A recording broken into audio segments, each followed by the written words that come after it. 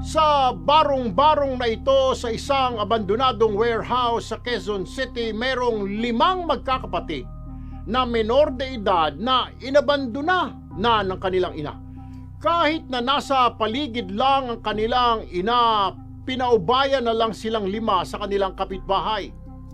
Ang mga edad nila 16, 14, 11 taong gulang, meron ding 9 na taong gulang at 8 taong gulang.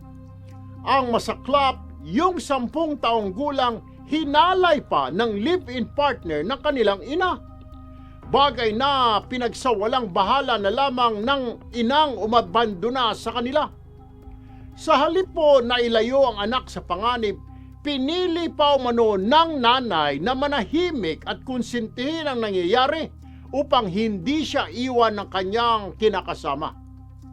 Ngayon, hindi lamang trauma kinakaharap ng rape victim. Kinakaharap din ng 5 menor de edad ang kahirapan at posibleng paghihiwa-hiwalay nila.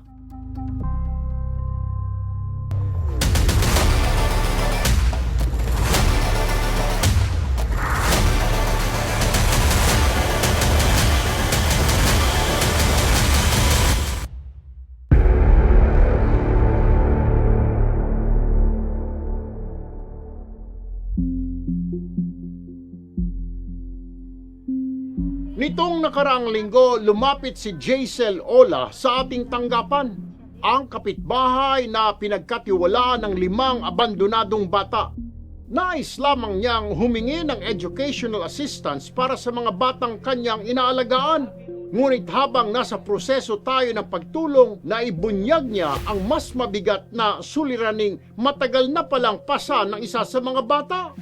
Lumuluhang ikwinento ni Jaisel ang sinapit ni Leslie, ang 11 taong gulang na isa sa abandonadong magkakapatid.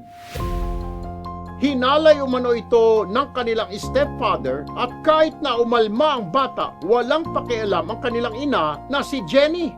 Naawa lang ako sa kanila. Nakiusap yung nanay nila kung maaari pwede dito yung mga bata. Ako naman hindi makapagtanggi sa sobrang bait ng magulang nilang lalaki. Palaboy-laboy lang yan sila, sir. Yung 2 maliit na yan na lalaki, nanlilimos lang yan, nagdidiskarte din. Umiyak po ako nun kasi po yung nanay niya pa hindi po ako makasagaw. Nagsumbong po ako kay mama. Di niya pa pinaliliwalaan. Hinawakan niya po yung dito ko tapos pinabukakan niya po ako tapos nagupad po siya sa harapan ko. Sabi po ni mama, yan lang daw po yun. Baka hindi daw po totoo. Nagulat din ako. Sabi ko nga, bakit ngayon ka lang nagsalita na matagal ka na namin tinatanong? Kasi nga daw, tinatakot siya ng lalaki na kung magsumbong papatayin siya. Sinabi ko sa kanya, ano ka bang klaseng ina? Kampihan mo yung anak mo. Parang wala lang din po sir sa ano niya eh. Pinapapili siya sa mga anak niya. Sino ang gusto mo, mga anak mo or ang lalaki? Kasi once nagpirma siya, ibig sabihin lalaki po ang pipiliin niya.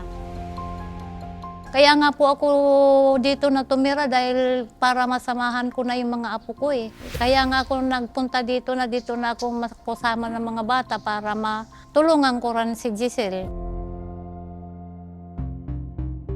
Ayon po sa United Nations Children's Fund o UNICEF, isa sa bawat 8 batang babae sa buong mundo ang nakakaranas ng rape o sexual assault bago umabot sa edad na 18.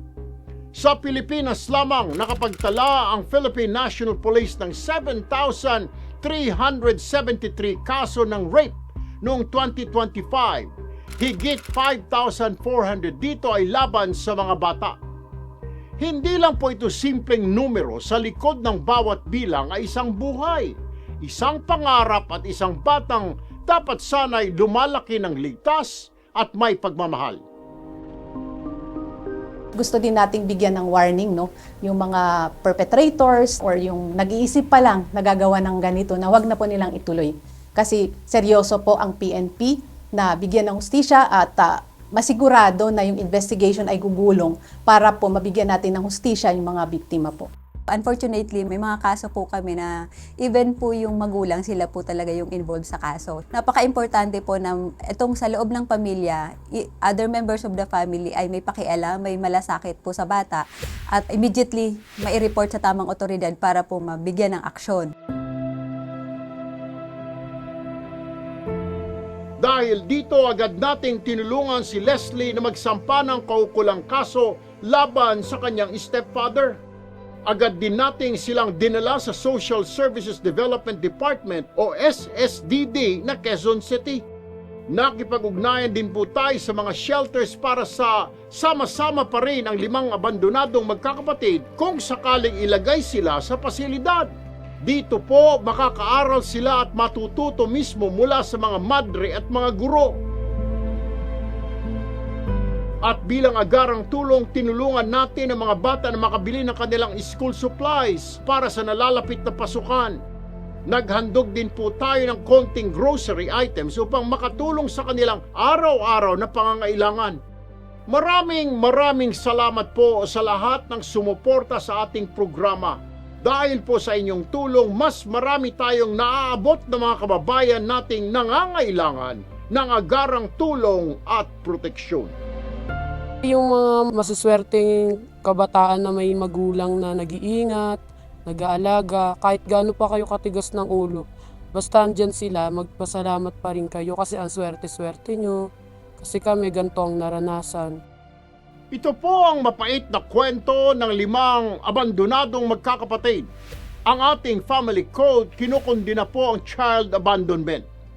Higit sa lahat, itinuturing na heinous crime o karumal-dumal na krimen ang statutory rape o paghahalay sa isang batang edad 16 pababa. Mananagot po ang dapat managot. Bayan, panahon na para mas higpitan ang pag-implementa sa mga batas para sa kaligtasan ng bawat kabataan, lalo na mula sa domestic abuse at abandonment.